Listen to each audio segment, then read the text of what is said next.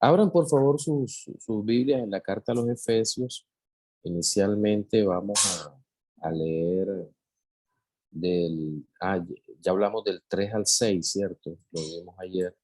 Hoy vamos a leer capítulo 1, Efesios 1, del 7 al 10, que empieza diciendo, en quien tenemos redención por su sangre, el perdón de pecados según las riquezas de su gracia, que hizo sobreabundar para con nosotros en toda sabiduría e inteligencia, dándonos a conocer el misterio de su voluntad, según su beneplácito, el cual se había propuesto en sí mismo de reunir todas las cosas en Cristo en la dispensación del cumplimiento de los tiempos, así las que están en los cielos como las que están en la tierra.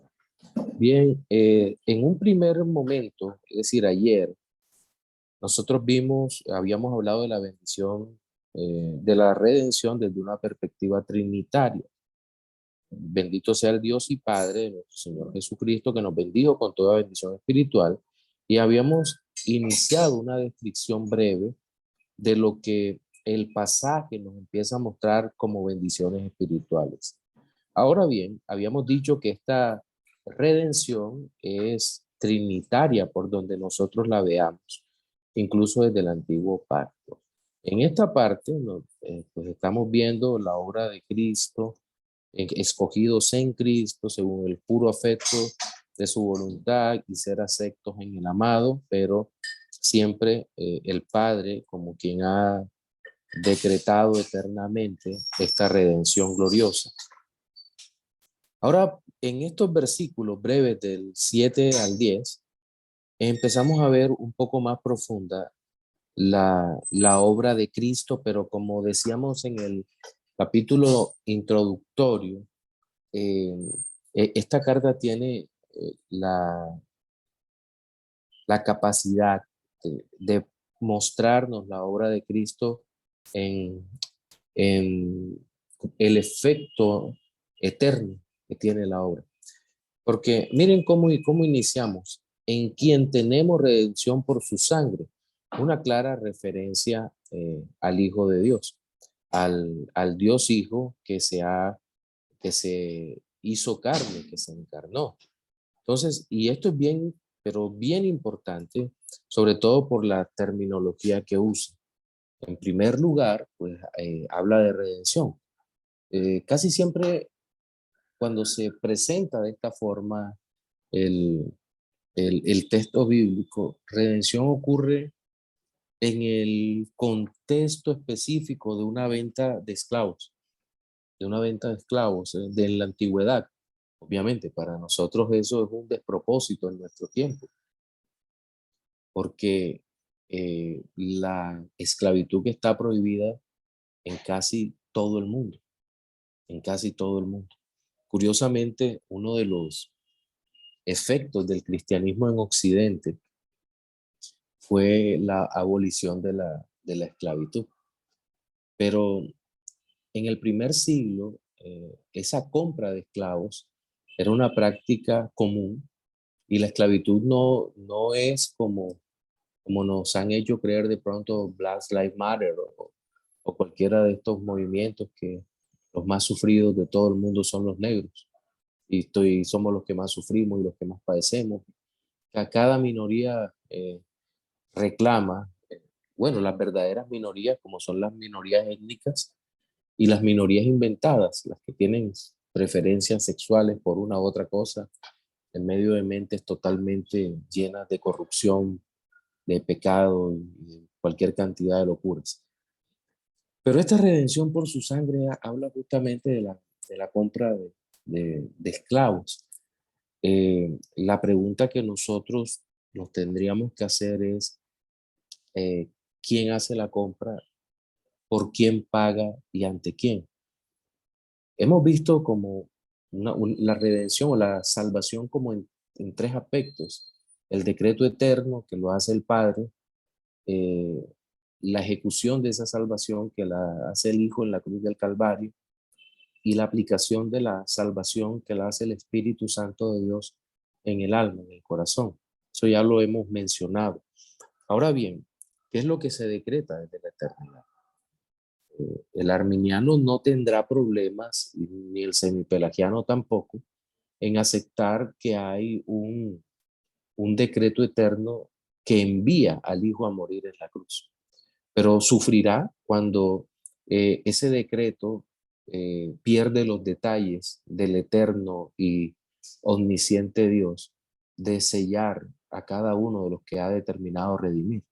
Ese va a ser un problema enorme que tiene el arminiano y el semipelagiano.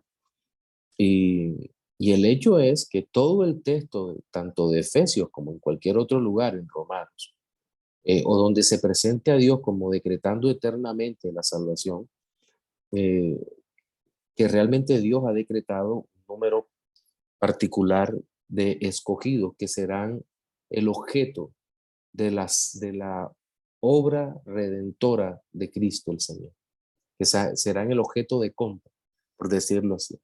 Entonces, eso nos permite aclarar muchas cosas, que esta redención, este pago, pues lo hace el Hijo al Padre por nosotros, por el número que el Señor Jesucristo, que el Padre le ha dado previamente al Hijo. Es decir, todos aquellos que han sido desde la eternidad elegidos son el objeto de redención, el objeto de compra, para por los cuales el Señor Jesucristo daría su sangre. Ahora, si hablamos del pago en sí mismo o del valor dado por el Hijo, es su sangre, tenemos que ver que no hay un pago superior en todo el universo. Es el pago más alto que se puede pagar por alguien. Eh, Creo que eso nos muestra el inmenso valor de nuestro pago. Y aquí hay una paradoja, pero también una paradoja que nos lleva a la adoración gloriosa del Todopoderoso.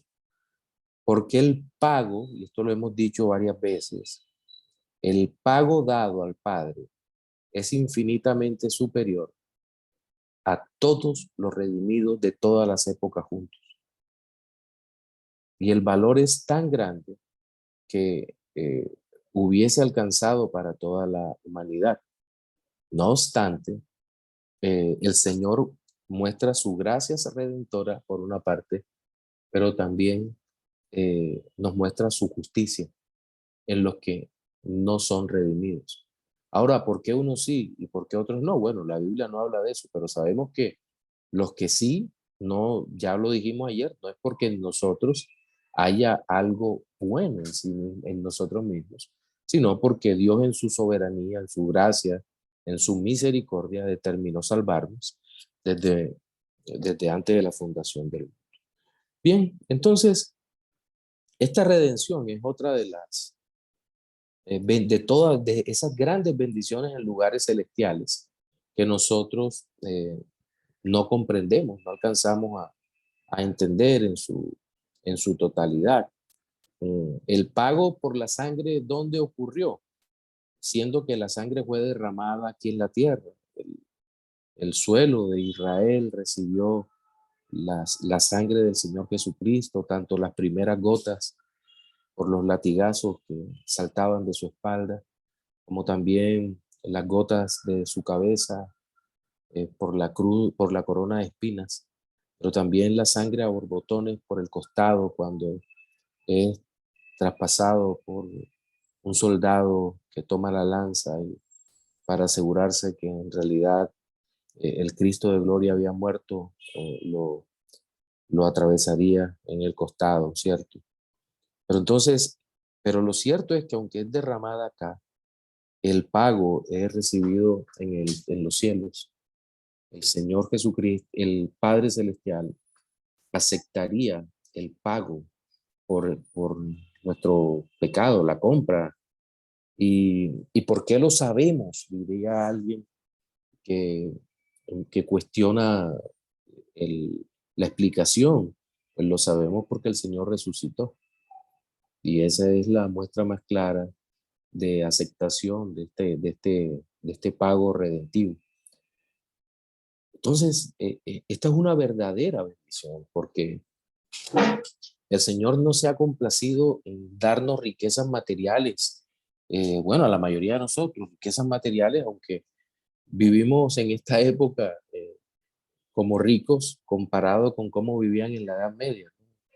80 y tanto % de población pobre, pero gracias al cristianismo, hoy en día el hecho de poder ir al baño, abrir la ducha, o poder usar sanitarios limpios, jabón o champú para el cabello o ropa que nos viste bien, o puede que esté no tan nueva, pero eso implica que vivimos mejor que la gran mayoría de seres humanos que han pisado esta tierra. Ahora estoy hablando de un efecto añadido de la redención y del cristianismo en el mundo, pero que es un efecto glorioso por todo lo que gozamos hoy. Pero el verdadero, eh, la verdadera bendición celestial, lugar celestial es que el Señor Jesucristo pagó con su propia sangre por nosotros. Ninguna fortuna en el universo, no digo en la tierra, en el universo podría darle algo a Dios. Dios es absolutamente rico. Y si alguno tiene dudas, pues creo que solamente consultar con la astronomía moderna, podría ver que hay planetas de diamantes y meteoritos de oro, que el hombre ni siquiera puede acceder a esas riquezas porque son todas de Dios y para su gloria. Eh, el perdón de pecados, la gran bendición que tampoco podíamos obtener, el perdón de pecados, el cual es según las riquezas de su gracia. Esa frase se repite, por eso el doctor Benítez en su libro él lleva ese título, las riquezas de su gracia. Permítanme hacer una corrección acá, la mayúscula. El perdón de pecados según las riquezas de su gracia. Nadie más podía, nadie más tenía los recursos del cielo, de la eternidad para perdonar los pecados, sino solamente Dios en Jesucristo. Y esto es maravilloso porque todo va unido. Redención por su sangre, perdón de pecados según las riquezas de su gracia. Es que el perdón de pecados no es cualquier cosa. ¿Cómo nosotros podríamos entonces comparar eh, la riqueza del perdón, la bendición del perdón? Creo que podríamos acudir a la misma escritura por ejemplo, ¿recuerdan la parábola en donde el hombre debe al amo, creo que son 18 talentos? 18 talentos. Eso era algo así como, en valor presente creo que es más de 20 millones de dólares. Es una cifra impagable para alguien que ganaba un denario, un salario mínimo, y el hombre le ruega a Dios, le ruega, perdón, al amo. Y dice que el amo, movido a misericordia, y usa un lenguaje hermoso, un lenguaje fenomenológico, en donde el amo es afectado por el ruego y el amo decide perdonar al, al hombre, que al salir encuentra a alguien que le debe una tontería, no sé cuánto, y él luego no lo perdona. No me quiero centrar en la acción malvada del siervo que después no perdona a su siervo, porque la Biblia nos hace un llamado a perdonar, sino a la riqueza del amo que perdona los pecados. Él es eterno y santo, y nosotros somos pecadores en un grado terrible. Alguna vez Arcis Sproul decía que nuestra condición espiritual y moral está más cercana a Hitler que a la de los santos. Y no obstante, siendo esa nuestra condición, el Señor nos perdona en virtud del sacrificio de Cristo. Pero no solo esto, sino que dice ya en el versículo 8, dice, que hizo sobreabundar para con nosotros en toda sabiduría e inteligencia. Esto realmente es, bas- es bastante, pero bastante profundo, porque nos habla de cómo Dios opera en nosotros, siendo objetos de la gracia, siendo receptores de su gracia, que dice, sobreabundar para con nosotros en toda sabiduría e inteligencia. La pregunta es, ¿toda sabiduría e inteligencia de quién? Pues es la sabiduría e inteligencia del Dios Todopoderoso. Porque nosotros, siendo totalmente honestos a la luz de las Escrituras, el pecado nos hace incapaces de tener sabiduría, o la palabra castiza sería brutos, ¿verdad? Brutos, alejados de, rudos, diría Calvino, o flacos, en términos de los reformadores, y poco inteligentes, que no seríamos ni siquiera capaces de ver nuestra propia condición, como lo vamos a ver ahora en el capítulo 2, en el capítulo que sigue. No somos capaces de ver nuestra propia condición. Y obviamente eso nos lleva a otra serie de pecados, porque el pecado se va manifestando, como dice Paul Washer, de manera exponencial en el alma humana. Es decir, cuando el pecado agarra fuerza, sigue creciendo de una manera terrible, y es por eso que necesitamos mortificarlo. Y una persona mayor, entre mayor, pues va poniendo peor su pecado. No se ve igual, ni es igual el pecado de un niño, aunque el niño en sí mismo no sea pecador, pero no se ve igual que en un joven, o en una persona adulta que ya tiene todas sus manías y que se deleita profundamente en sus pecados hasta el punto que su conciencia se cauteriza. Pero entonces la gracia de Dios sobreabunda en nuestra vida con toda sabiduría e inteligencia, eh, dándonos a conocer Dios, y mire esta frase, el misterio de su voluntad, y por acá según su beneplácito. El misterio de su voluntad según su beneplácito. Eh, ¿Por qué me llama la atención esta frase? Por el uso de la palabra misterio, misterio. Porque nosotros cuando pensamos en un misterio, por lo general pensamos en algo que está escondido, que está cerrado tras una puerta impasable, por decirlo de alguna manera, ¿no? Algo que no está al alcance del hombre. Pero me llama la atención, sobre todo en el griego, que comenta Pérez Millo, que hay un participio aoristo de primera voz activa. La voz activa es el que realiza la acción. Nosotros en este caso de la redención somos voz pasiva, somos los que recibimos la acción. Es decir, cuando se habla de la redención, usted siempre, escuche, siempre va a leer en la escritura que Dios obra la salvación en nosotros. Nunca va a haber algo como que nosotros colaboramos, o que de una manera sinergista colaboramos con Dios en la redención. Eso no funciona de esa manera. Dios no lo ha dado así.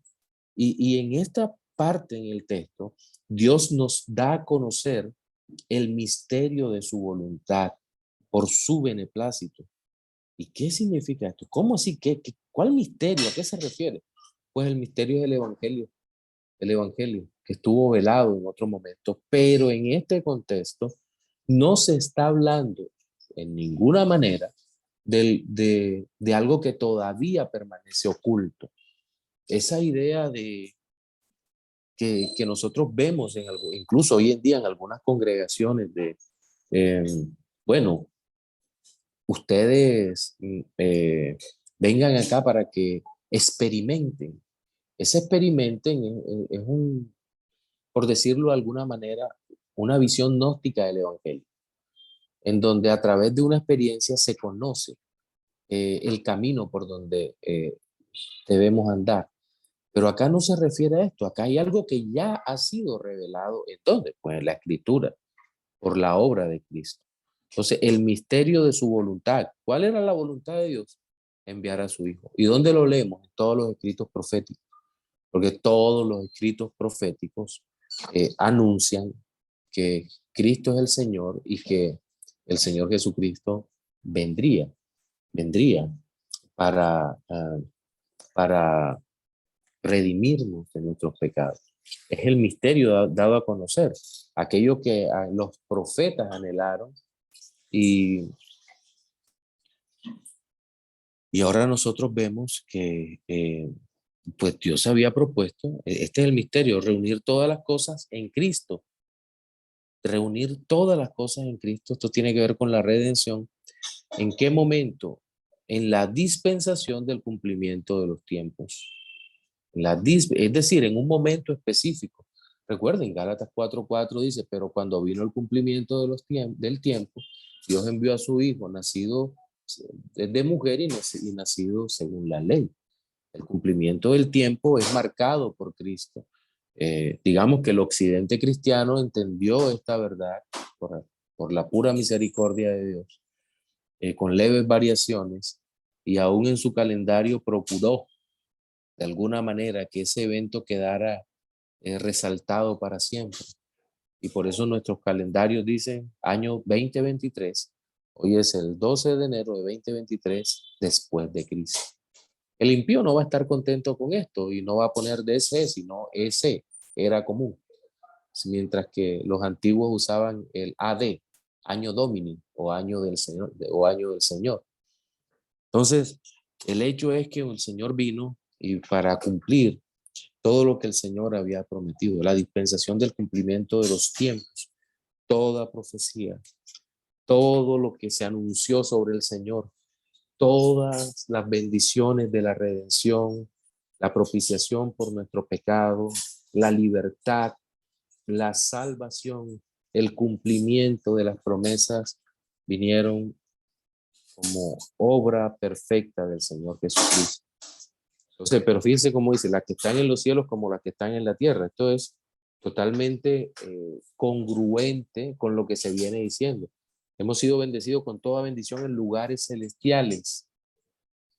Y aquí nos dice reunir todas las cosas en la dispensación del cumplimiento de los tiempos, las que están en los cielos, lugares celestiales, como las que están en la tierra. Las criaturas terrenas somos nosotros, necesitados de Dios, y, y somos alcanzados por la acción, eh, por la acción gloriosa de nuestro Señor y Salvador.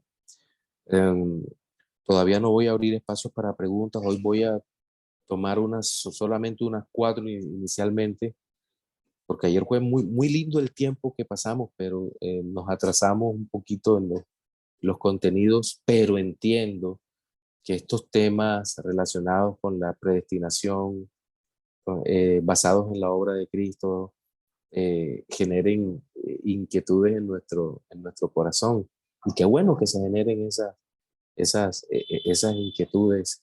Así que yo les insto a que sigamos así participativos y todo, pero también les pido me disculpen cuando limite el número de respuestas que voy a dar, porque a veces el tema del tiempo es una limitante. Bien, pero vamos a seguir adelante en nuestro texto. Es más, después el texto del Efesios 1, del 15 en adelante, eh, voy a ponerlos a ustedes a que lean para que avancemos. Y yo luego voy a saltar, si es la voluntad del Señor, al capítulo 2. Allí en ese del 15 en adelante hay un tema de eclesiología bien hermoso. Pero este se lo voy a pasar a ustedes. Bien, entonces dice, en él asimismo tuvimos herencia, habiendo sido, nuevamente aparece, predestinados conforme al propósito del que hace todas las cosas según el designio de su voluntad. Lo que hablábamos ayer, la predestinación es un concepto más amplio que la elección. La elección es es el cumplimiento del decreto eterno en persona, ¿verdad? Pero la predestinación es todas las cosas. Pero mire cómo empieza este versículo, este capítulo, este fragmento. Dice, en él, en Cristo, asimismo tuvimos herencia, habiendo sido predestinados conforme al propósito del que hace todas las cosas según el designio de su voluntad. Y aquí es donde tenemos que evaluar varias cosas. Por ejemplo, tuvimos herencia. ¿Qué tipo de herencia? ¿A qué se refiere con la herencia? Nos toca revisar todo el texto bíblico para mirar cuál es la clase de herencia a la que la Biblia se refiere. Porque sabemos que textos como este son mal usados por los que tuercen las escrituras para su propio provecho. Y cualquiera haría un estudio de la historia de la redención fragmentado, en donde dice, bueno, mira, herencia como la de Abraham, Isaac y Jacob, que fueron muy, pero muy ricos, en fin, o David, o Salomón, etcétera, etcétera. Y se mencionarían tal vez algunos reyes, pero en menor escala se hablaría de hombres como Ezequiel, Jeremías, eh, el mismo Moisés, Josué mismo en medio de sus luchas, u otros que no tuvieron ese tipo de riquezas. Entonces, si hay una condición distinta en cuanto a lo que poseen entre distintos hombres de Dios, ya de plano tendríamos que buscar la respuesta a lo que es una herencia o de la herencia divina, ya no en lo que se posee, sino en algo superior. Y vemos que esta herencia se relaciona con la predestinación y con el propósito del designio de la voluntad de Dios. ¿Qué tipo de herencia se refiere? Pues es una herencia redentora en todos los sentidos. Una herencia redentora. A fin, dice, de que seamos, esta es otra de las bendiciones en todas estas herencias, de toda esta bendición de lugares celestiales, a fin de que seamos para la alabanza de su gloria. Y esto es el cumplimiento del propósito divino en los escogidos, como se ha repetido una y otra y otra y otra vez en este capítulo, de que seamos para la alabanza de gloria a Dios. Y alguien podrá decir, ay pastor, entonces nuestra herencia es que seamos para la alabanza de la gloria de Dios. Y responderíamos, ¿y le parece poco que el privilegio más grande que puede recibir una criatura en el universo nos sea dado a nosotros? Que podemos alabar a Dios en su misma presencia. Miren,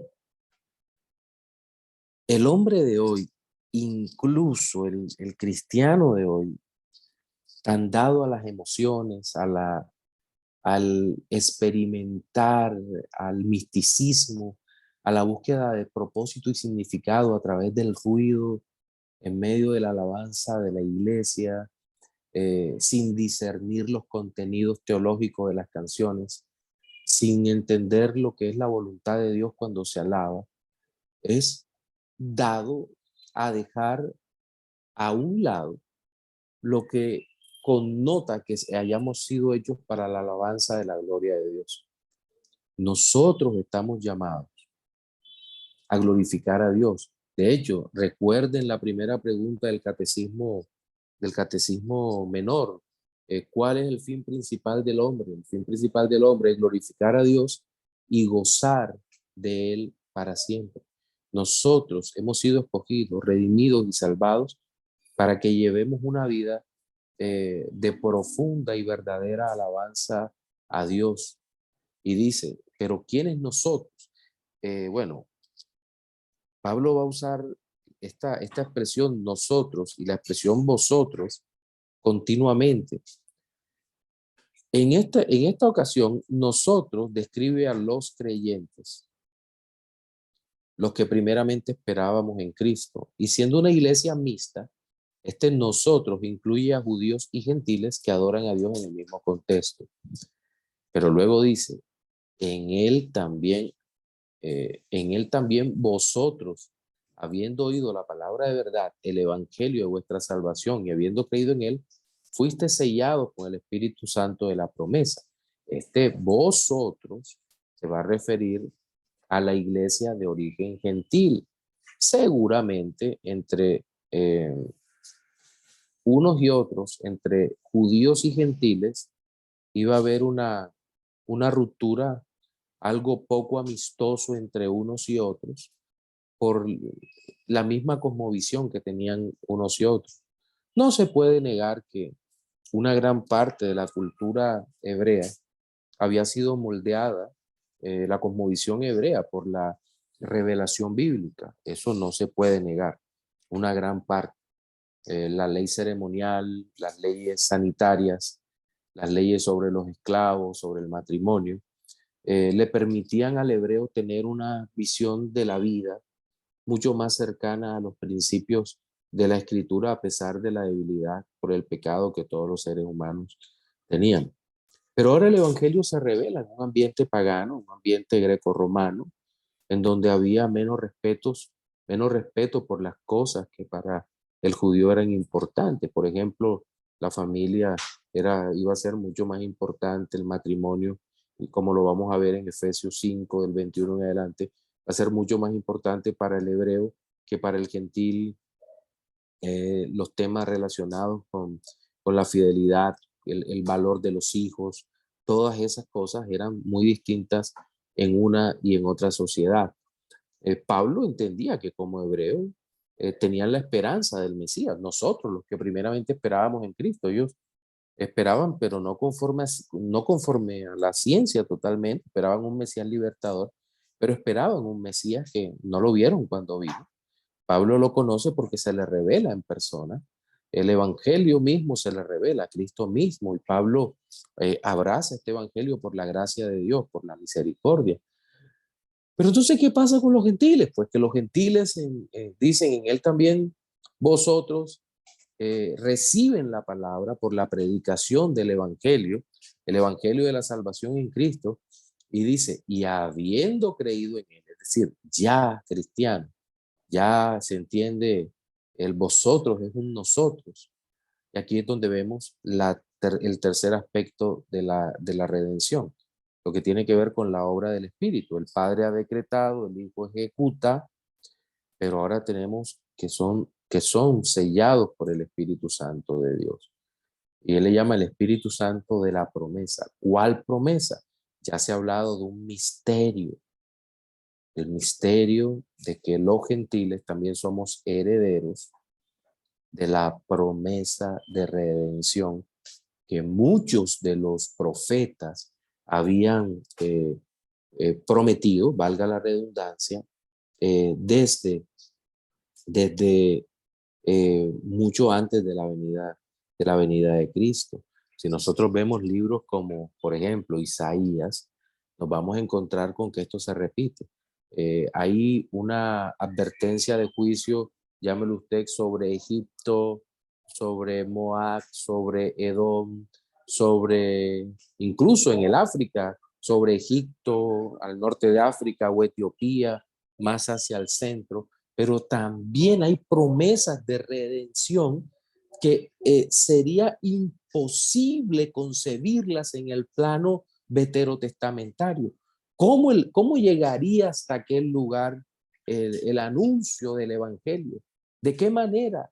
Israel, que había sido llamada a ser el especial tesoro de Dios sobre toda la tierra, ni siquiera con que cada israelita se convirtiera en un predicador del judaísmo, iban a poder alcanzar a los gentiles en todo el mundo. Entonces, ¿cómo se cumpliría esa promesa? Es una de las preguntas que nosotros hacemos cuando leemos el Antiguo Testamento. Y la única manera en que se puede cumplir esa promesa es a través de Jesucristo, de la iglesia de Cristo. Es decir, esto no estaba reservado. Entonces, no estaba reservado para un Israel nacional, sino para el verdadero Israel espiritual que incluyera tanto judíos como gentiles y que el evangelio llegara a todo el mundo. Esa es el verdadero evangelio. Pero, ¿a qué se refiere este sello? Bueno, sello o arras de nuestra herencia. ¿A qué se refiere? Esto es algo que eh, no sé si algunos han trabajado en comercio exterior. Yo recuerdo que en la universidad tuve un profesor de Comercio Exterior que nos decía que cuando están en el puerto, una carga, la carga se sella o se cierra. Vamos a suponer que sea empaquetada en madera. No es el nombre técnico, pero digamos que es empaquetada en madera, se ponen los clavos en caso de que sea, y luego se ponen unas cintas alrededor de la caja. Pero finalmente sobre la caja se ponen unos sellos visibles en varios lugares de la caja. Ese sello es el que asegura que la caja llegue a puerto seguro, al otro lugar donde debe ser recibido. Pues bien, cada uno de nosotros como hijos de Dios hemos sido sellados por el Espíritu Santo. El sello no lo vemos. Recuerden que en Apocalipsis, cuando salen los ángeles que están en los 4 puntos cardinales, en los 4 ángulos de la tierra, dicen, bueno, recojan a los escogidos por Dios, los que tienen el sello de Dios puesto en su frente. Y solamente los ángeles pueden ver ese sello. Ese sello del Espíritu Santo de Dios es el Espíritu Santo de Dios, Dios mismo, morando en los creyentes, en cada uno de nosotros. Y esas son las arras, las garantías de nuestra herencia hasta la redención de la posesión adquirida. Es decir, Dios nos ha comprado y es como si nos hubieran empaquetado en este momento del tiempo. Y nos puso el sello y se aseguró de recibirlo en la eternidad. Se asegura de recibirlo en la eternidad. Ya pagó por él. El Hijo al Padre por él. Como quien dice, Padre, ya los envío. Ya están en camino, llamémosle así. Camino es el mismo Cristo. No es que Cristo nos abandone, sino que Él viene con nosotros y nos ha sellado y es la posición adquirida. Las arras también connotan una garantía y aquí tengo que usar otra figura. Todos nosotros sabemos que en algún momento hay que comprar algo, un vehículo, una casa, una bicicleta, alguna cosa. Muchas veces se pueden comprar inmediatamente, pero hay otros momentos en que se paga el precio, eh, un precio anticipado. Es la garantía de que el negocio se hará. Casi siempre ocurre cuando se hace una venta de un inmueble. No, el inmueble vale, eh, por decir una barbaridad, $200,000. Y dice, bueno, me vas a dar el 30% de adelanto como arras del negocio. Es decir, me da $60,000 y firmamos que al momento, esa es la promesa de compra-venta. Y al momento de cerrar el negocio, pago el resto y hacemos la escritura. Y es allí cuando el negocio se cierra. Pero una vez dadas las arras, en realidad el negocio no se puede deshacer. Porque quien está dando la garantía aquí no es hombre para que mienta.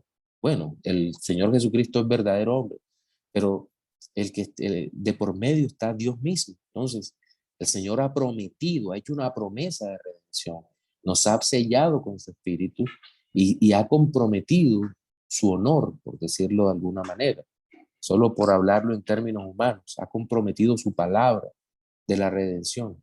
Entonces, esa garantía de la redención, de la posesión adquirida, nos compró por su sangre y nuevamente el propósito glorioso para alabanza de su gloria, para alabanza, para que en los cielos estemos para siempre con Él, adorándole, glorificándole, bendiciéndole. Los últimos pasajes del texto ustedes lo van a leer.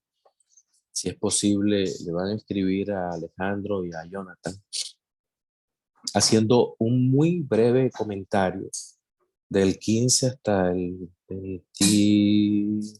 Él tiene abierto hasta el 23. Hasta el 23. Gracias, Alejandro. Del 15 al 23 van a hacer un muy breve comentario, las partecitas como si fueran los que predican, como si fueran a predicar un bosquecito, y lo van a enviar para que sean calificados, ojalá antes de que finalice la otra semana, que miércoles o jueves están recibiendo. Sí, sería muy bueno que se esforzaran en hacerlo, pero por favor, no quiero más de 3 páginas. No quiero más de 3 páginas. Un bosquejo simple, así como ustedes están viendo acá. Y en todo el bosquejo van a poner esto, la terminología a considerar. ¿Cuáles creo yo que son las frases o palabras que cobran especial importancia en la interpretación de este primer capítulo, que involucra 2 contenidos prácticamente?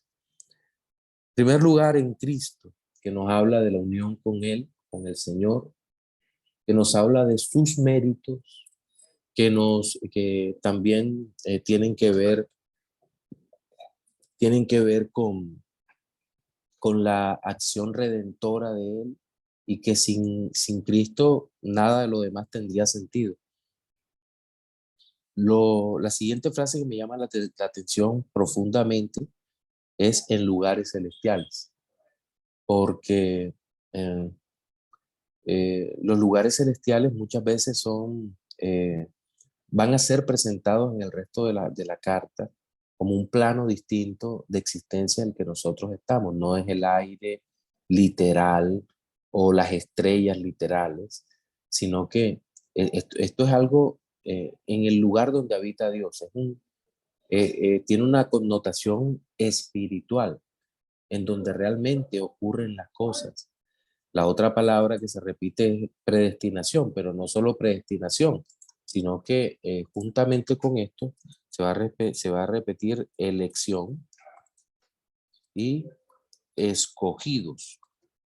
Son palabras que nosotros vamos a encontrar en este primer capítulo de, de la carta a los Efesios. También se va a repetir muchísimo la expresión para alabanza de la gloria de su gracia, que describe tanto el propósito de la salvación como de la predestinación, como el propósito mismo de nuestra vida. Para alabanza de la gloria de su gracia. Eso lo vamos a encontrar continuamente en todo el texto. Pero también se va a repetir esta idea en toda la carta, sus riquezas en gloria, que nos habla de un Dios que lo tiene todo, que lo posee todo, todos los recursos espirituales, todos los recursos para la alabanza de la gloria de su gracia, todo. Y según esa riqueza en gloria, es que nosotros tenemos bendición abundante.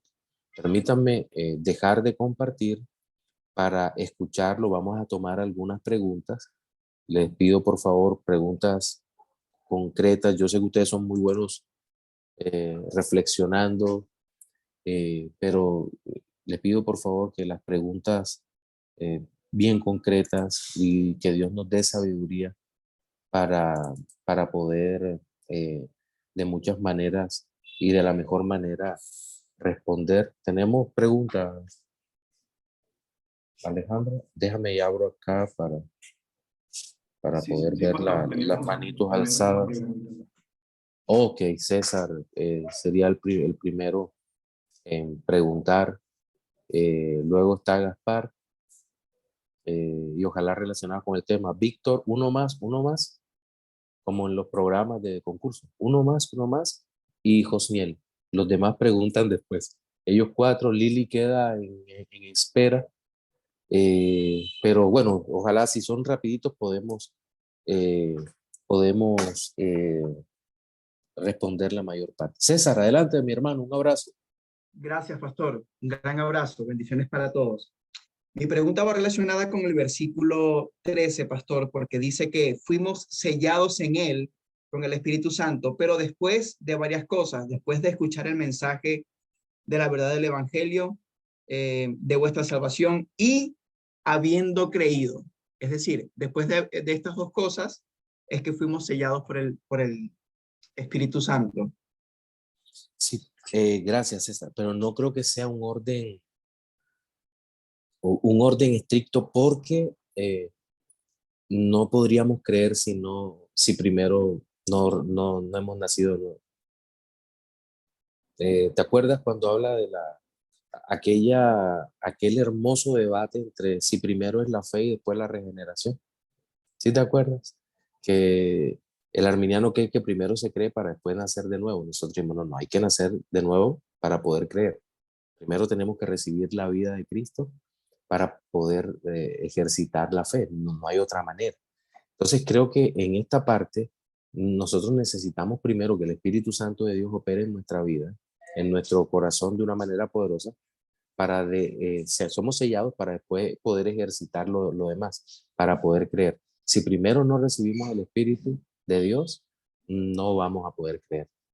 Sí. Claro, entonces para ello tendríamos que recurrir a otros pasajes de la Biblia para complementar la idea. Sí, sin lugar a dudas tendríamos que ir a otros lugares, tendríamos que mirar en Juan capítulo 3, en la conversación con Nicodemo. Creo que es fundamental ese pasaje, pero también tendríamos que revisar un poco, creo que primero a los Corintios 2, también sería importantísimo poder desarrollar la idea, en fin, porque de otra manera vamos a quedar cortos, sobre todo porque creo que casi siempre queremos encontrar todas las respuestas. Creo que nuestra mente está estructurada así, ¿verdad? En un mismo pasaje, y no podemos. Ustedes se han dado cuenta que en esta exposición he acudido a muchos pasajes de la complementarios, porque aunque estamos tratando de ser expositivos en nuestra presentación de Efesios, es una clase de interpretación bíblica más que todo, de exégesis, y no podemos sino echar mano a los otros textos. Pero es una pregunta interesante y viene al lugar. Entonces, te agradezco por esa pregunta, mi hermano. ¿Oíste? Pastor, qué pena, me gustaría hacer un breve comentario allí. No sé, ahora no puedo abrir aquí la revisión en el texto griego, pero si mal no recuerdo, esos verbos, habiendo oído y habiendo creído en él, son verboides que están sujetos al verbo principal. Sí, de hecho, fíjate. Temporalmente no ocurren después, sino que están sujetos al verbo principal. O sea Ok, que por el lado del idioma también podemos darnos cuenta de eso. sí, de hecho, Bob Utley, aquí tengo abierto a Utley, él no es reformado, insisto, pero es una autoridad. Pero quiero que vean esto, vamos a compartir. Gracias, Alejandro, muy adecuada tu intervención. Ahí están viendo, ¿verdad? Ok. Este es uno de los comentarios que uso de apoyo en temas lingüísticos. Pero mire lo que dice el tema de los tiempos de verbos griegos usados para salvación. Dice, salvación como una acción completa. Y aquí están los temas, este tema de los auristos.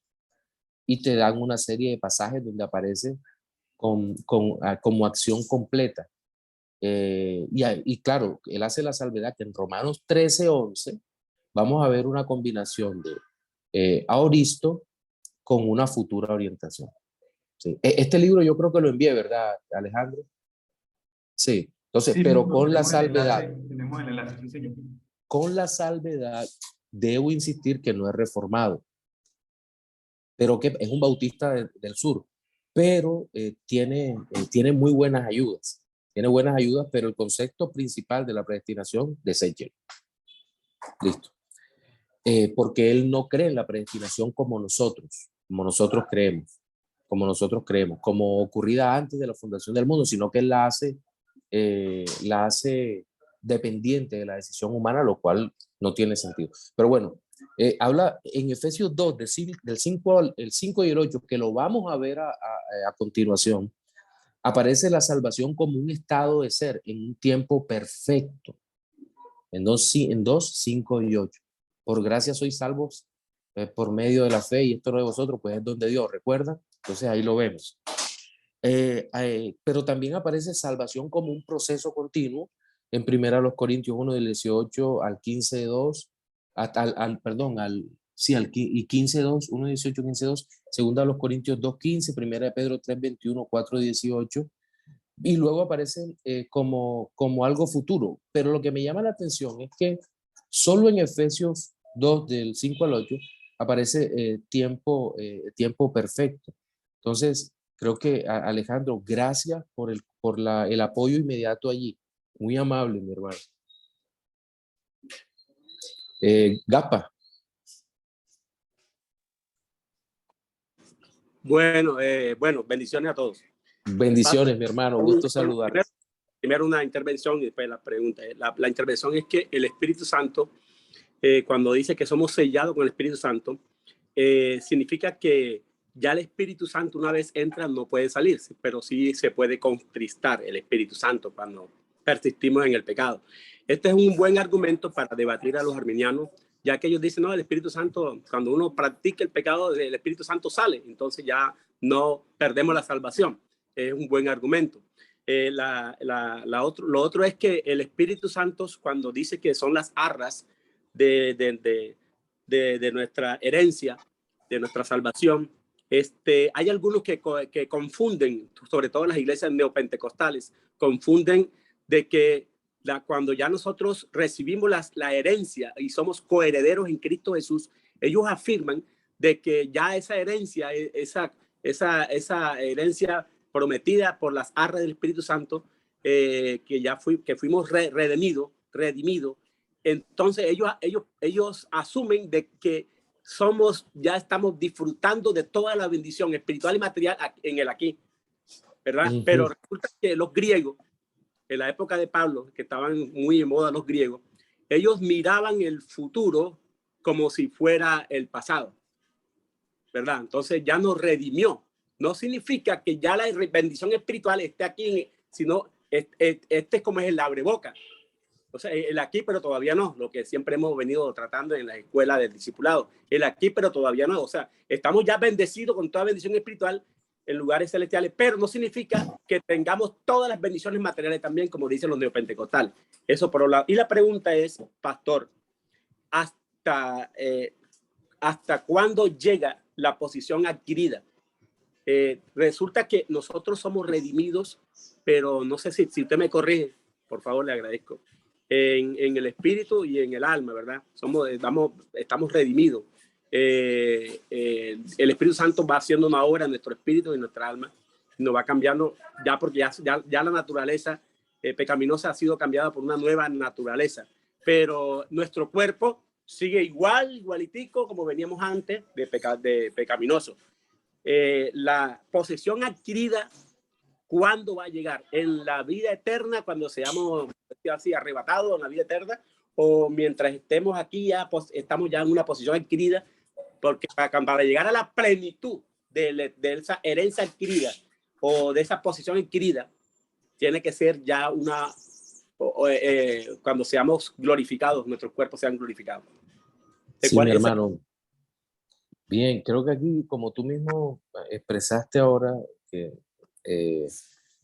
está el tema del ya, pero todavía no, del cual hablabas en escatología, y creo que cuando nosotros estudiamos escatología, dividimos la escatología en dos fases. Escatología personal, que tiene que ver justamente con hasta la glorificación habla, y la escatología especial, no, ¿cómo que se llama? Alejandro, ¿me recuerdas? Escatología personal y la escatología que es ya de la comunidad, de la iglesia. General, gracias, Alejandro. Ya cuando uno va para viejo es más lo que olvida que lo que sabe. Entonces, el tema es que en esta escatología personal hay una fase en donde esperamos la consumación de la redención, en donde ya pues tendremos cuerpos glorificados y todo lo demás. Pero mientras tanto no. De hecho, aunque hay una transformación, un nuevo nacimiento, una regeneración, es evidente que seguimos luchando contra el pecado en este tiempo, y las olas de pecado son terribles realmente en nuestra vida.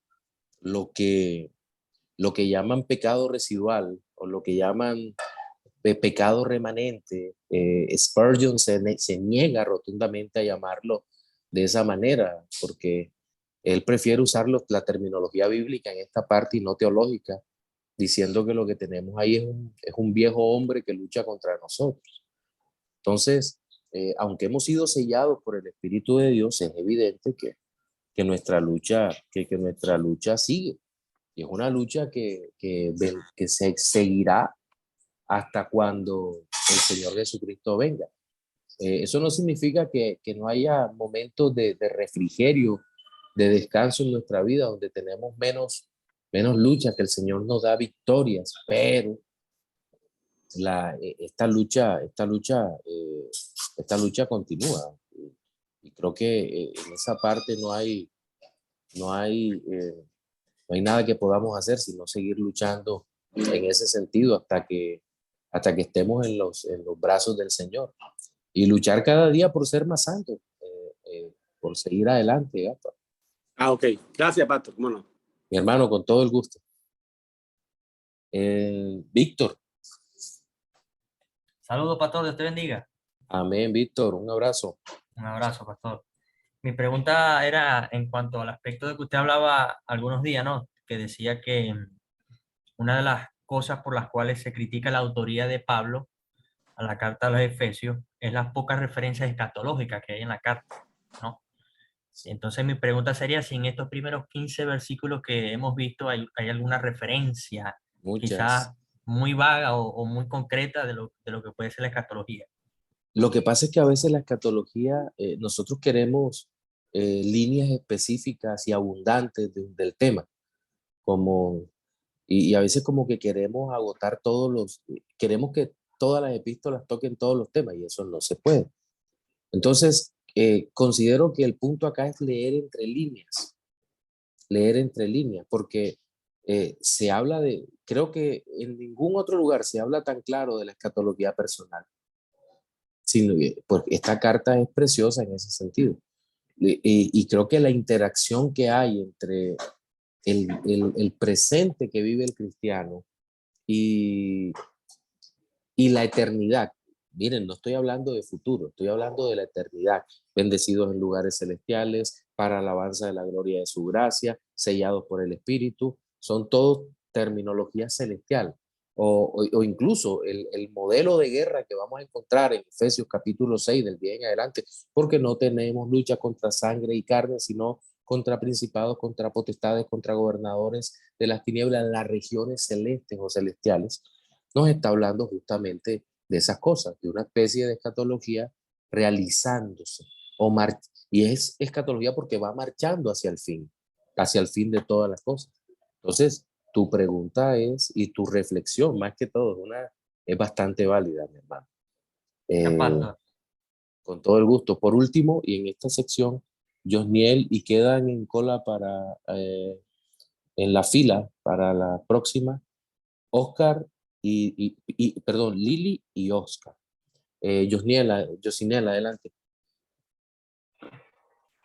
Buenas noches, pastor. Saludos a todos. Buenas noches, mi hermano. Gusto saludarte.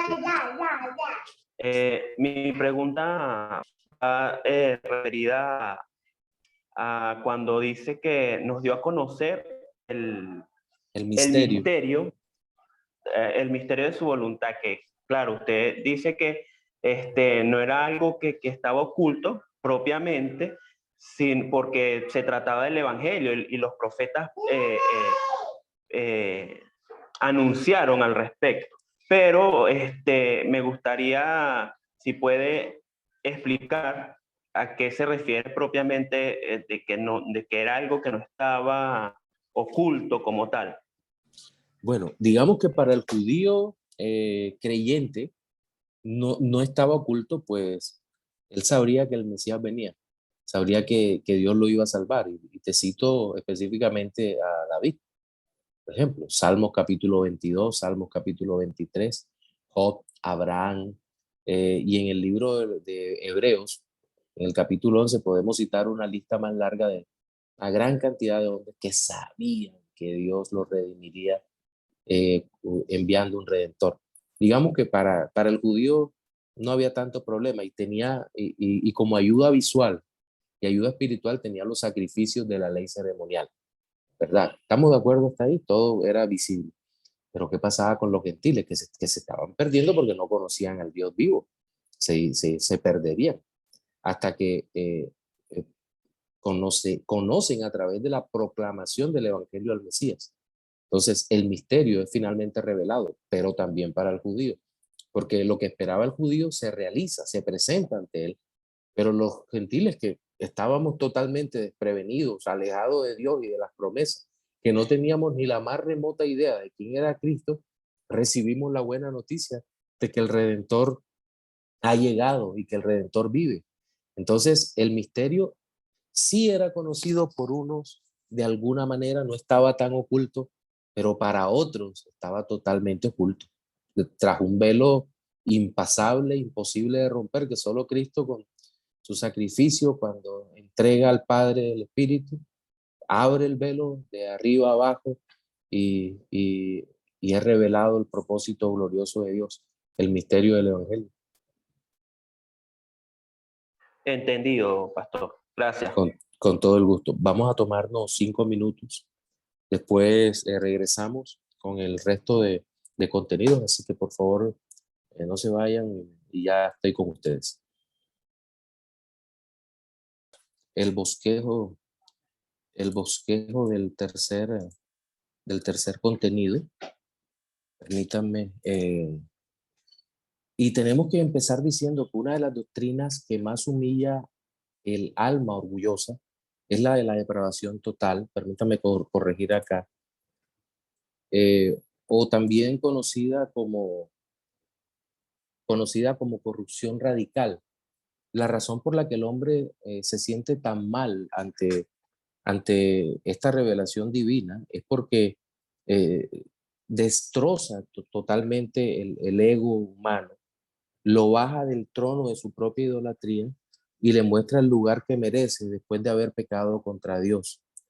Lo increíble para nosotros de todo esto es considerar el hecho mismo que no somos capaces de ver nuestra propia miseria, como lo decíamos ahorita, hasta que aquel que es rico en misericordia y gracia superabundante nos muestra en la condición tan lamentable que está nuestro ser, pero también nos hace consciente de la necesidad de Dios que tiene nuestra alma. Esto me hace acordar el libro de San Agustín, Confesiones, en donde él dice que llevaba una vida realmente pobre, una vida miserable, hasta el momento en que el Señor pues le revela cuál es la verdadera condición de su alma. Pero no solo nos enseña nuestra pobreza, sino que en toda la sección que vamos a ver, observaremos cómo el Señor opera por su Espíritu la salvación en nuestra alma, de tal manera que nos hace seres bienaventurados y empezamos a comprender un poquito el poder de la redención en nuestras almas, que ahora, a partir de esta redención, pues estará gozoso.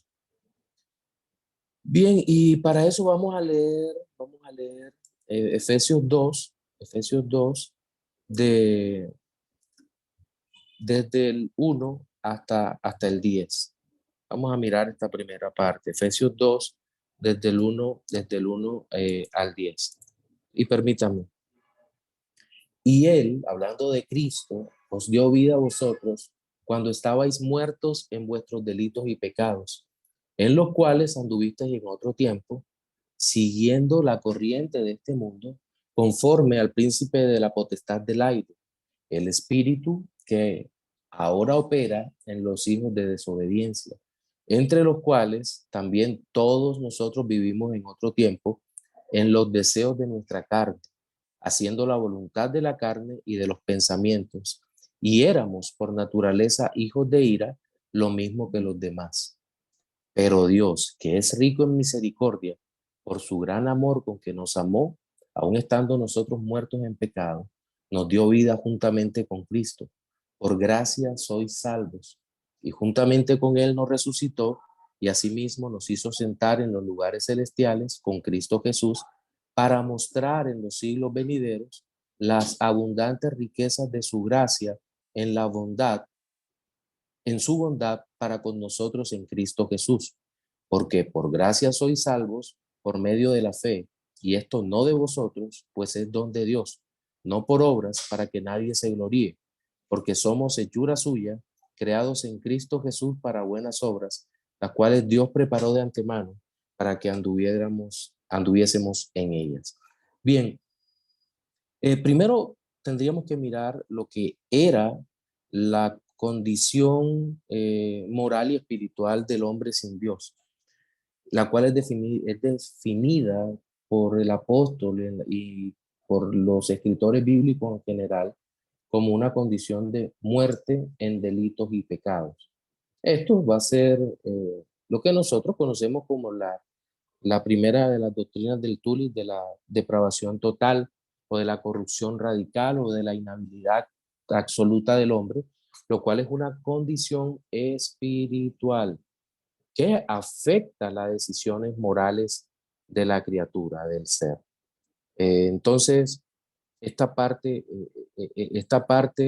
es importante que la tengamos clara, porque depravación total no es llegar a ser tan perverso como pudiéramos ser, como llegó a ser el faraón, por citar un caso bíblico, o como llegó a ser Sennacherib, el rey de Asiria en su momento, como llegaría a ser Nabucodonosor II, rey babilonio, o como en tiempos presentes llegaría a ser Stalin, Mao o Hitler, o cualquiera de estos hombres perversos y malignos de la historia, sino que se refiere a una persona incapaz de volverse a Dios, una persona que no es gobernada por los deseos divinos, sino que está totalmente alienada de Dios, apartado de la fe, de las promesas, e incapaz de acercarse a Dios porque ni quiere ni puede.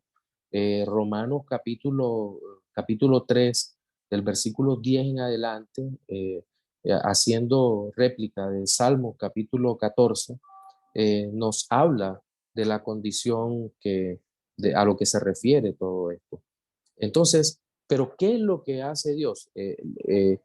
Según nos describe, la condición de todos los seres humanos es la misma hasta tanto Dios llega a nuestras vidas. Y como bendición gloriosa, dice que estábamos muertos en delitos y pecados y Dios nos dio vida. Él os dio vida a vosotros. Nuevamente, y aquí está hablando de vosotros como gentiles, cuando estabais muertos. Es decir, se pasa de una condición a otra.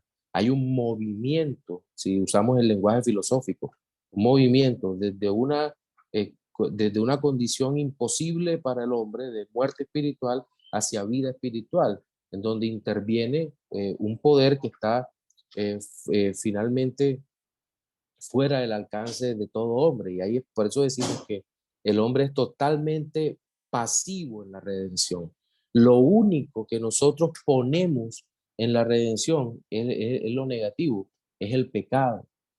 Entonces, pero me gusta en esta carta cómo el apóstol Pablo se, se dirige a los creyentes, dice, delitos y pecados en los cuales anduvisteis en otro tiempo, siguiendo la corriente de este mundo conforme al príncipe de la potestad del aire, el espíritu que ahora opera en los hijos de desobediencia.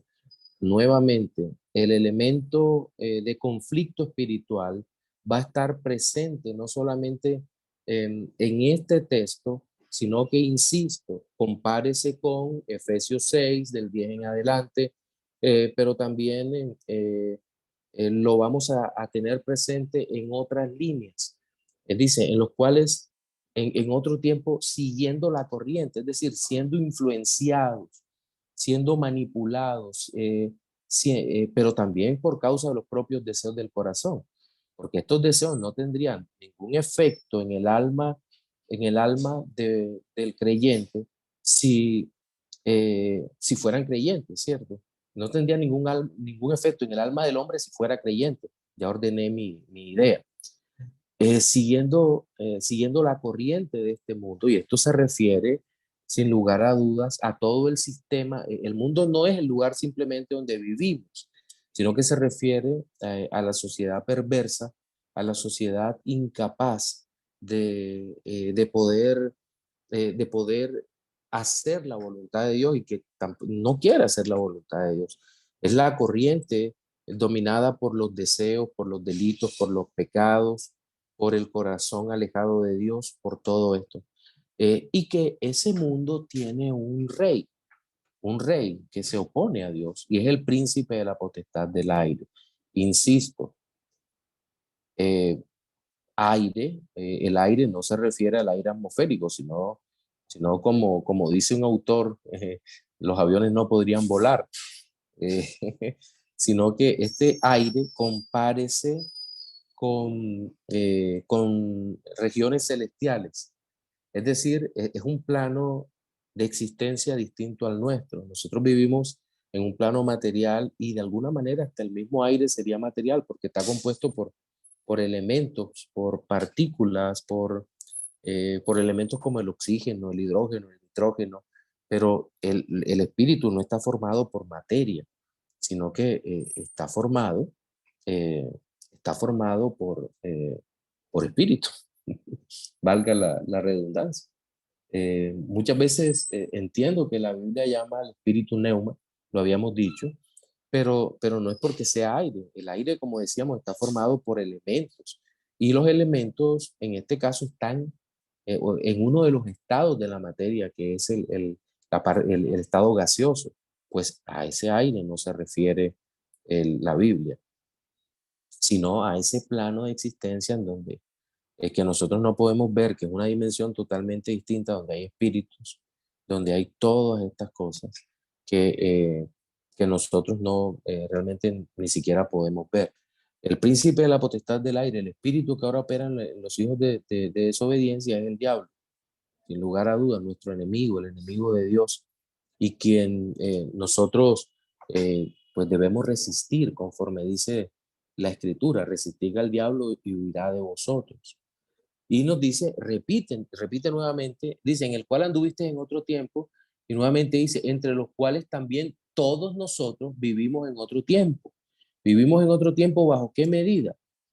O cuál era la señal de que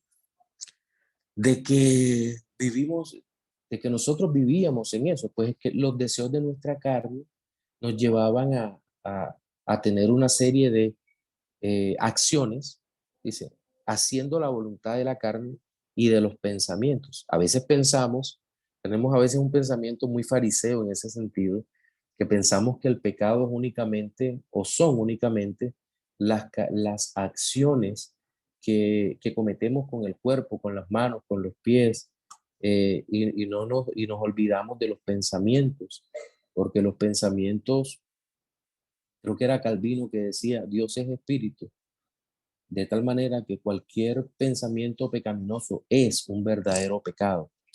O como dice Brakel en su teología que se llama El servicio razonable del creyente, Brakel afirma que muchos hombres se deleitan en sus pensamientos eh, y no notan que es Dios mismo el que evalúa los pensamientos y las intenciones del corazón, y que en realidad eso nos convierte, al igual que si actuáramos solamente en la carne, si nos deleitáramos solo en pensamientos impíos, nos convertimos o somos hijos de ira, lo mismo que los demás. Y esta expresión es muy fuerte cuando dice que que éramos hijos de ira.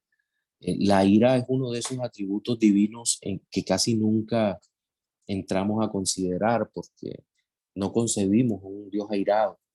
Es mucho más fácil tratar de comprender a un Dios de amor, pero de un amor extrañamente complaciente con el pecado, incapaz de corregir, pero peor aún, como muchos liberales lo conciben, incapaz de enviar a hombres y mujeres al infierno por el horrendo pecado de rechazar al Señor. La ira, la ira divina es justa, la ira divina es santa, La ira divina es eterna. Por lo tanto, dice la Escritura que horrenda cosa es caer en manos de Dios, del Dios vivo. De tal manera que cualquier enemigo de Dios es por naturaleza un hijo de ira, lo mismo que los demás.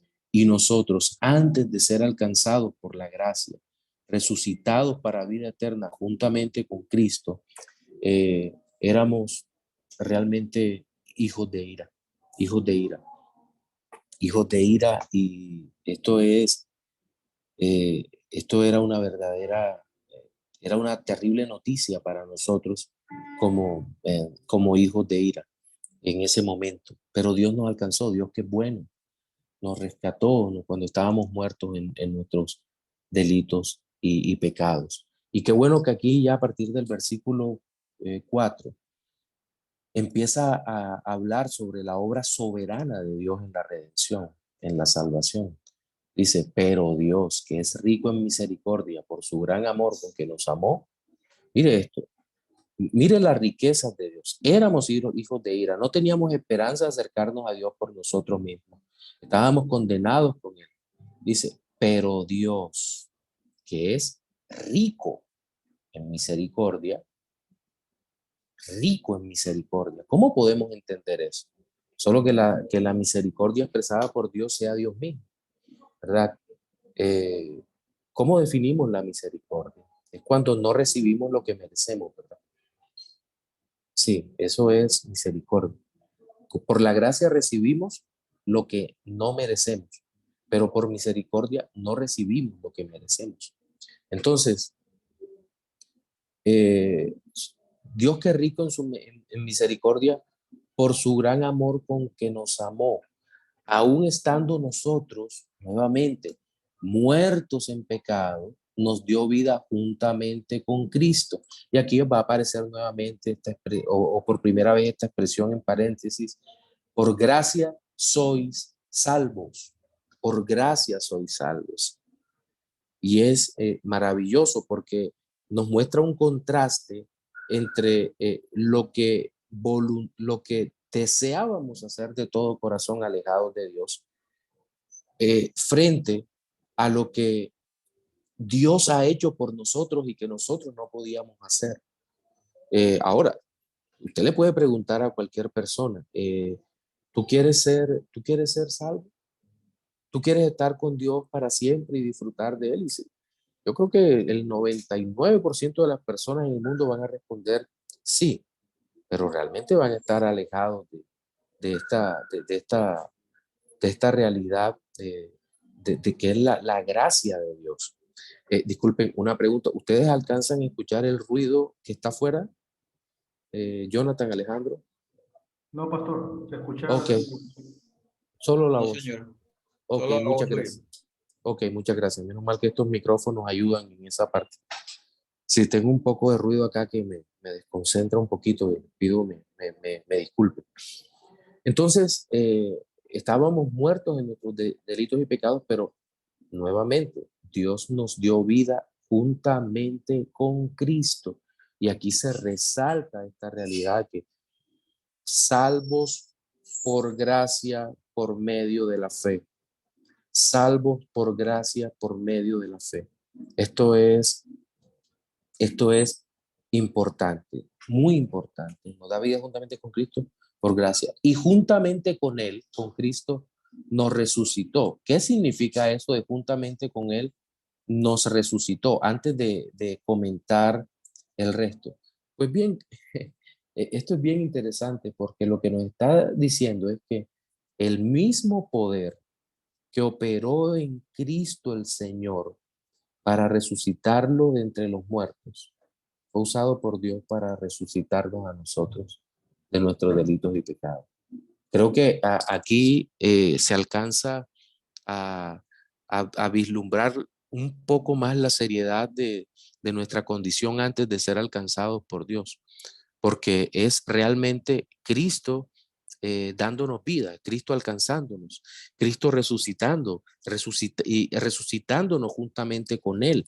Y por eso Pablo también en 1 Corintios 15 dirá que si Cristo no resucitó de los muertos, vana es nuestra fe. Porque si Cristo no resucitó de entre los muertos, no hemos sido perdonados, no hemos sido redimidos, no hemos sido salvados. Y creo que ustedes acá se darán cuenta que los liberales, el liberalismo teológico que no cree en la resurrección de Cristo es otra religión, no es cristianismo. Porque quien niega que Cristo resucitó de los muertos sea anatema, está bajo maldición, porque no cree, no tiene fe para salvación. Uno de los pilares sobre los cuales descansa nuestra fe es el hecho ciertísimo de que el Señor Jesucristo resucitó con poder de entre los muertos. Y luego dice, miren en virtud de esa resurrección, y asimismo nos hizo sentar en lugares celestiales con Cristo Jesús. Aquí viene, obviamente, nos está hablando de la ascensión de Cristo y nosotros juntamente con Él, si bien no en forma, Cristo sí en forma corporal, Él subió a los cielos en cuerpo y nosotros subiremos con Él. Ahí hay un de alguna manera asegurando la promesa. En la casa de mi padre muchas moradas hay. Yo voy a preparar lugar para vosotros. Pero que de muchas maneras la iglesia del Señor, la redención de la iglesia, la seguridad de la iglesia es puesta en nuestro corazón por este hecho de que nuestro Señor Jesucristo ascendió y estamos sentados juntamente con Él en el lugar celestial. Nuestros nombres están escritos en el libro de la vida. Es una hermosa metáfora para decir que estamos juntamente con Cristo. Pero luego nos dice, para mostrar en los siglos venideros las abundantes riquezas de su gracia en su bondad para con nosotros en Cristo Jesús, para mostrar en los siglos venideros las abundantes riquezas de su gracia. Lo que ha hecho Cristo, nosotros lo mostramos ahora, mostrar la abundancia de la gracia de Cristo, es decir, la obra de Cristo, es la única riqueza de su gracia que nosotros podemos mostrar, predicar el evangelio, hablar de la obra de Cristo gloriosa y poderosa. Porque por gracia sois salvos por medio de la fe. Nuevamente se repite lo que está en versículo 5. Y esto no de vosotros, pues es don de Dios. Salvos por gracia, por medio de la fe. Tanto el uno como el otro, la gracia y la fe, son dones de Dios. Pero son atributos. Bueno, la gracia es un atributo de Dios, la fe es un don. Pero la gracia se presenta como don también, como algo que es entregado. ¿Por qué en Dios no? Porque Dios no puede tener fe. Porque implicaría creer en alguien superior a él mismo. Alguno me podrá decir, pastor, ¿y acaso la Biblia no habla de la fe de Cristo? Sí, pero es la fe dada por Cristo. Es el contexto en donde nosotros lo vemos. Pero, ¿qué resalta el pasaje? ¿Qué nos hace entender el pasaje? Pues que tanto la gracia dada por Dios, por la que somos salvos, y la fe son dones de Dios. Son dones de Dios.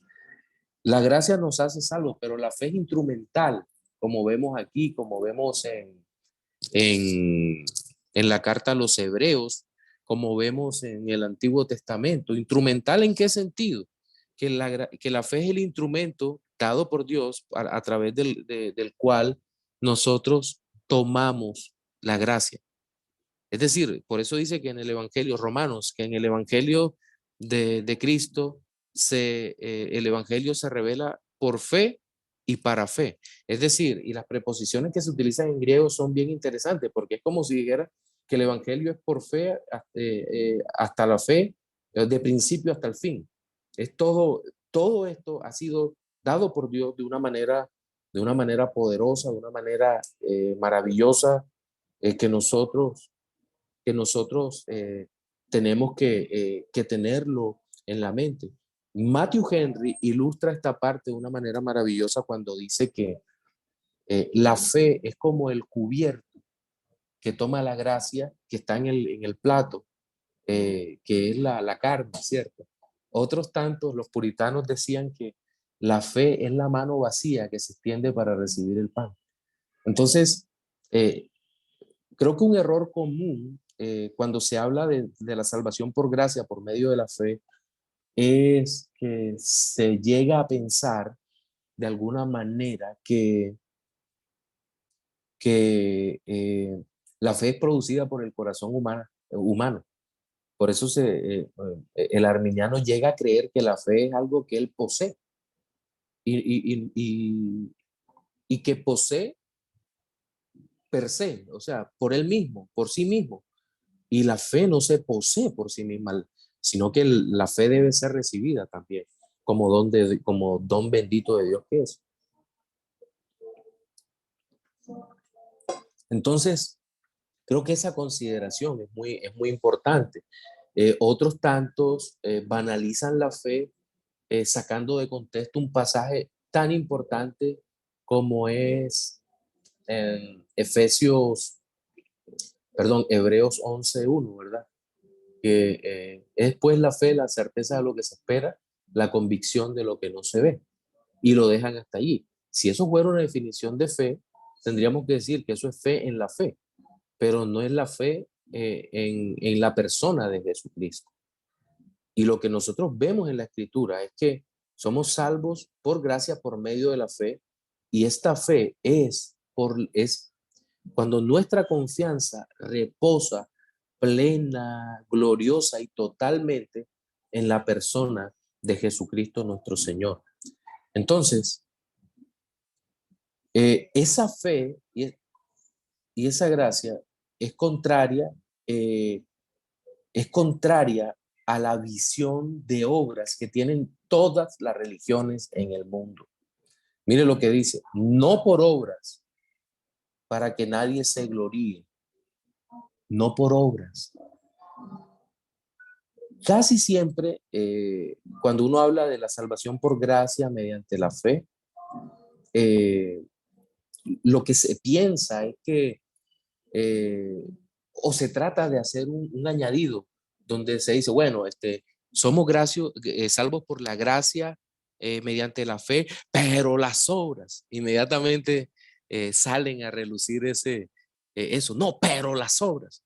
No, mire, todos los creyentes sabemos que las obras son el resultado de un corazón regenerado, ¿cierto? No la forma como pretendemos alcanzar la vida eterna. ¿Cuáles son las motivaciones de las obras? A mí me gusta muchísimo lo que el doctor Benítez dice en su libro, que cuáles son las verdaderas motivaciones del orgullo, las motivaciones del hombre, que incluso por amor al hombre, y eso sí es un añadido mío, que cuando el hombre actúa por amor al hombre, no hay ningún valor en la obra en sí mismo, si primero no hay un profundo amor por Dios, porque de otra manera no habría nada que hacer. Entonces, eh, la salvación no es por obra para que nadie se gloríe. Hay un comentarista judío, creo que es Edersheim, que dice, miren, si la salvación fuera por obras, usted se imagina, no es Edersheim, es otro, pero creo que es un comentarista judío. Dice que vuelto al cristianismo también, al igual que Edersheim, dice, si fuera la salvación por obras, el desorden en los cielos sería terrible. Imagínense el hombre arrogante entrando en la presencia de Dios y diciendo, dame la salvación que me merezco. La lucha por los galardones sería peor que un infierno si fuera así. Pero cuán gloriosa es la salvación en Cristo, pues ahora nosotros podemos llegar y entender que hemos sido salvos por gracia, sin mérito alguno en nosotros, que somos salvos por la obra del Señor Jesucristo.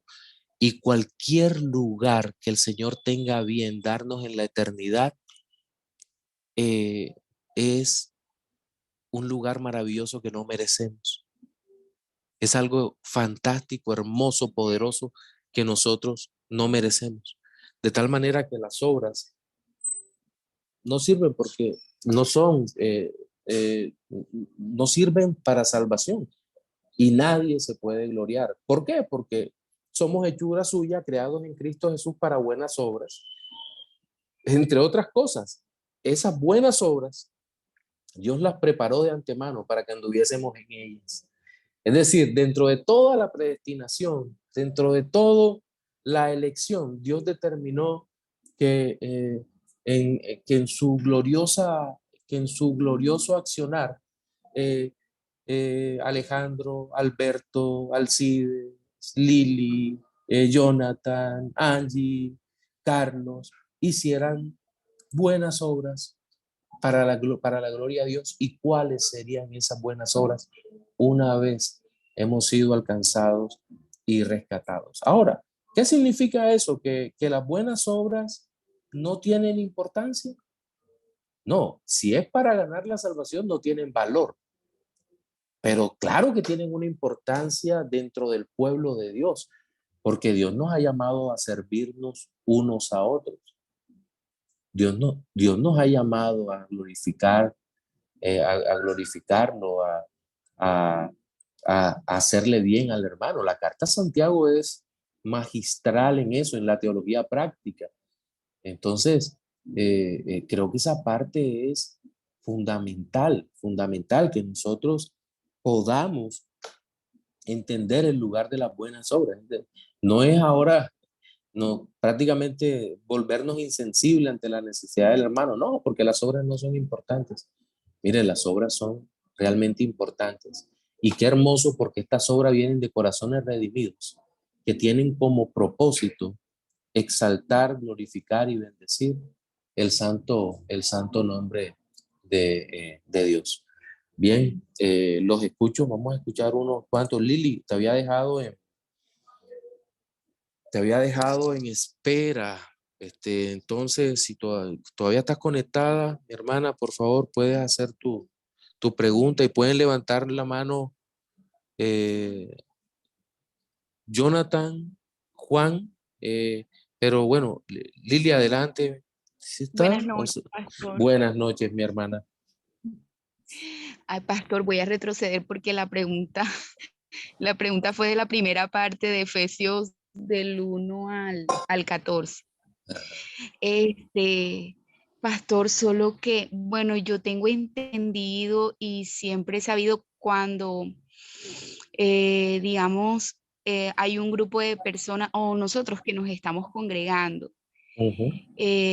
Cuando pensaba en esa parte que decía que somos sellados por el Espíritu y todo eso, no sé si estoy mal. Hay personas que se están congregando y que no necesariamente vayan a ser salvas o son selladas por el Espíritu, aunque se estén congregando en una iglesia local. Sí, puede ser personas que no tienen, que realmente no son creyentes, porque todo creyente es sellado por el Espíritu Santo de Dios. Pero puede ser que una persona tenga muchos años, mucho tiempo allí y ni siquiera entiende el Evangelio, el propósito de Dios, la gloria de Dios, ¿no? Nada de estas cosas las entiende y simplemente no es creyente. Puede ser, eso puede llegar a pasar, eh, y es muy triste, ¿verdad? Pero es una situación real, real. Entonces, por eso dice que cada uno asegure vuestra profesión, ore a Dios, suplicando que podamos conocer a Cristo y que Cristo nos alcance, porque Él es el que nos alcanza, y oremos pidiendo misericordia que Dios alcance a los que se congregan, ¿verdad? Y que se congreguen los que son alcanzados. Es la súplica que nosotros le hacemos al Señor. Sí, Bueno. claro Esa que era mi sí. pregunta, pastor. Bueno, cómo no. Sí, buenas Jonathan noches. salió. Adelante. Buenas noches, hermano. Oscar Llanes por aquí, que yo levanté la mano, pero con el problema del internet que he salido y entrado a la reunión varias veces. Ok, Bueno, sí, yo te vi, Oscar. Adelante, Oscar. sí. Bueno, mi Adelante. pregunta también, como la hermana Lili, se refiere es más inclusive en la parte que nos dejó como tarea pendiente, ¿no? Ujú. Él va más referido a bibliología, pero quisiera, porque hay un pasaje que nos habla aquí justamente en el versículo 17 que dice que el Padre de gloria o de espíritu de sabiduría y de revelación en el conocimiento de él. Entonces, Pero esa revelación no se refiere evidentemente a la revelación como la revelación inspirada a los apóstoles. Entonces, ¿en qué orden anda esta revelación? Sí, fíjate, alguna vez un gran amigo presbiteriano predicó ese texto y fue muy bonita la exposición porque nos explicaba eso. Dice que obviamente habla del evangelio, de la revelación del evangelio en el corazón, no de la revelación apostólica en donde de manera inspirada escribieron para que los demás creyentes conociéramos a Cristo, sino que el evangelio le fuese dado a conocer, porque más adelante de ese texto creo que dice que ha sido iluminado. Entonces, creo que Sí, correcto. sí, ¿verdad? Entonces ahí se Sí, entiende alumbrando los ojos de alumbrando vuestro los ojos del... entendimiento. Así es, entonces tiene que ver más con esa operación del Espíritu Santo de Dios, en donde el Señor nos abre el entendimiento para que podamos entender lo que ya nos ha hablado en su palabra a través de los distintos apóstoles, de los profetas, de su palabra en general. Entonces sí, sí. Bueno, espero que les vaya bien con esa tarea. Ahora, aquí ya empezando el capítulo 2, aquí dice, nosotros andábamos muertos, estabais muertos en vuestros delitos y pecados, en los cuales Ajá. anduvisteis en otros tiempos. O sea, es como un muerto activo, ¿no? O sea, una Sí, sí, persona, porque de hecho, acuérdate que el lenguaje aquí es analógico, es una metáfora de lo que está ocurriendo espiritualmente. El hombre que no puede y no quiere seguir a Dios no significa una actividad total. Y eso es lo que es importante que lo entendamos, que son verdades que trascienden la,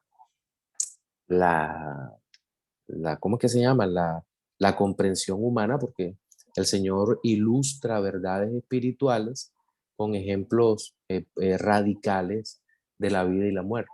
Entonces, en ese sentido, nos toca entender lo que está ocurriendo. sí. Bueno, gracias, pastor, eso era. Con todo el gusto, gracias por participar. Jonathan, Juan y Alexander Lugo. Buenas noches, pastor. ¿Cómo está? Jonathan, ¿cómo estás? Bien, gracias al Señor. Pastor, mi pregunta es acerca del otro contenido que vimos en la otra sección. Que escuché a un hermano que él explicaba que el movimiento carismático de la prosperidad, ellos toman una promesa que el Señor nos da, que después que Él inaugure su reino, a nosotros, aparte de las bendiciones espirituales, nos promete también las bendiciones físicas que estaban en el jardín del Edén antes de la caída, el pecado. Que el problema que tienen estos movimientos pentecostales de la prosperidad es que toman promesas que son para cuando el Señor ya perfeccione su reino eterno, y lo traen hacia esta parte, esta etapa del reino. Y creo que le llamaban, o le llaman, el reino ya como el reino ahora. Entonces, mi pregunta ¿es correcta ese término? Esa era mi pregunta. Ok, lo que pasa, Jonathan, es que se pueden tomar frases que teológicamente son preposiciones correctas. Acuérdate que la teología se basa en hacer preposiciones ciertas sobre temas bíblicos concretos, ¿verdad? Entonces, la expresión el reino ya es una expresión válida en el sentido que Cristo el Señor introdujo el reino acá, pero no como el pentecostalismo lo entiende, que el reino ya es que yo puedo vivir echando mano a todas las riquezas de este mundo por ser un hijo de Dios. Entonces, en ese sentido, no podemos interpretar esa expresión teológica y eso crea confusión. Y yo creo que ahí el pentecostalismo ha sido deshonesto como lo ha sido el liberalismo teológico.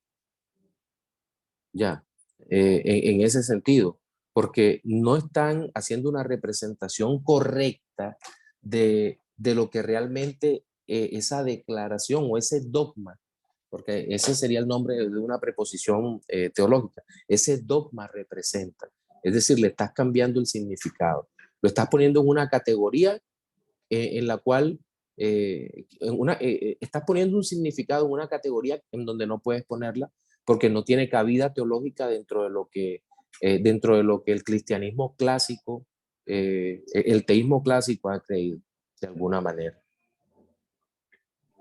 Gracias, doctor. Con todo el gusto, mi hermano. Juan. Buenas noches, hermano. Buenas noches.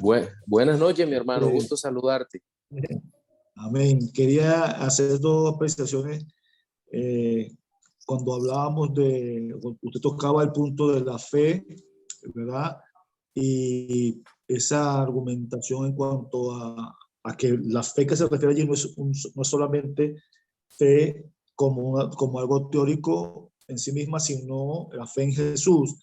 Y entonces uno de los problemas que muchas veces tenemos con la Biblia, bueno, yo sé que Pagnino cuando hizo lo ideó, lo de los versículos y eso fue algo muy, muy bueno, pero que nos restó el hecho de que a veces cosas que continuidad en la lectura nos saca un poco del contexto.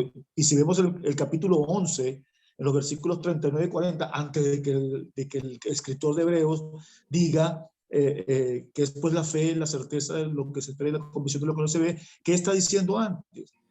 Él está hablando antes acerca de ¿en quién? De una esperanza que tenemos ¿en quién? En Jesús. Entonces, él allí, luego de eso, el capítulo 10, al final voy a permitirme leer un fragmentico nada más por el tiempo, dice, ¿verdad? Porque aún un poquito y el que ha de venir vendrá y no tardará, mas el justo por la fe vivirá. Y si retrocede no obrará mi alma. Pero nosotros somos de los que no retroceden para perdición, sino de los que tienen fe para preservación del alma. Es pues la fe, entonces, ese es el contexto en que tenemos que leer este pasaje. Y la otra apreciación que quería hacer con respecto a las obras y la fe es el hecho de que la obra definitivamente es la demostración de la salud de la fe. Eso es innegable. Y no solamente debemos limitarnos a pensar en las obras como buenas obras, ¿ok? No como buenas obras solamente, sino también, sí, porque la palabra, hay múltiples versículos que nos hablan de las obras como conducta, como proceder, ¿verdad? Por ejemplo, Colosenses nos dice, para que andéis como es digno del Señor, agradando en todo, llevando fruto en toda buena obra. Timoteo 3, 16, 17 nos dice que la palabra es útil ¿para qué? Para que seamos perfectos, enteramente preparados para toda buena obra.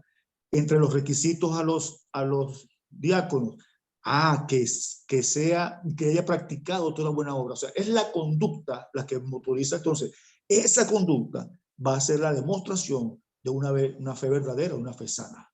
Amén, amén. Y por eso hablábamos de la importancia de las buenas obras, de las buenas obras. ¿Sí? Ese es el punto. Juan, muchas gracias, mi hermano. Alexander. Amén.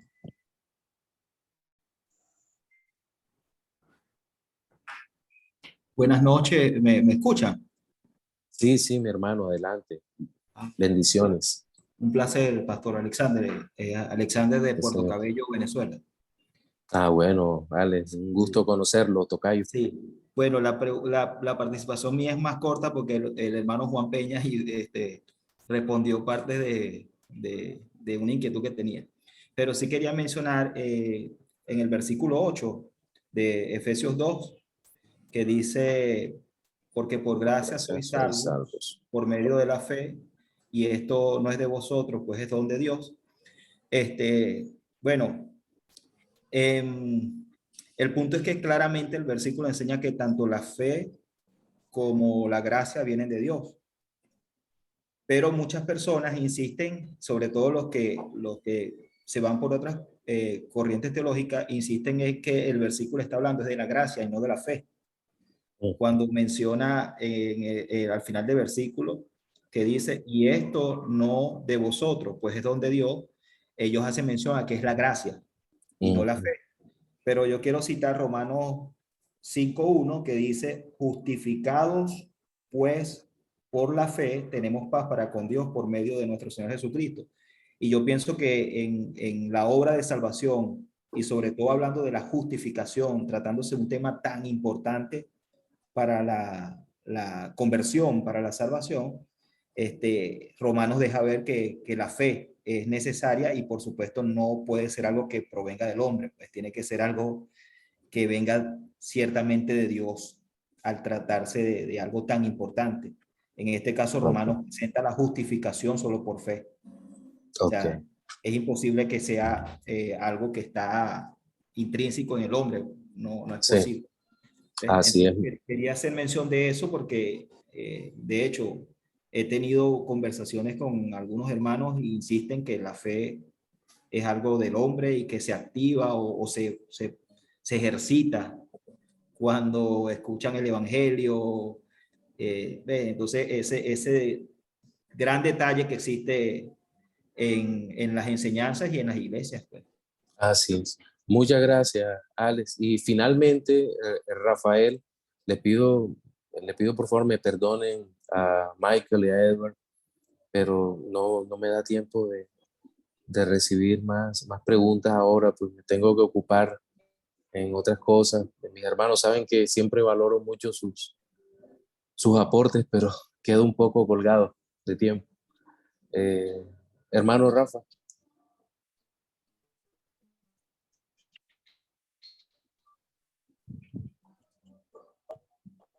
Hermano Rafa.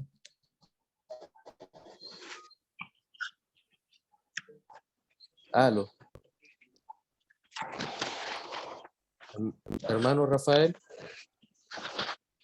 Buenas noches, hermano. Disculpe molestia. Hermano, tengo dos preguntas, ¿no? Porque quedó una duda con respecto a la fe. Ajá. Yo entiendo.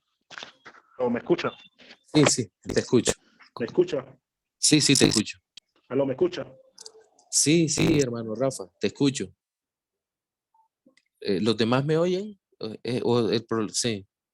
No, Rafa, no. Sí lo escuchamos, hermano. Sí, se escucha, hermano. Se fue el hermano Rafael. Se desconectó. Sí, ok, problemas entonces. Bueno, vamos a orar, mis hermanos, y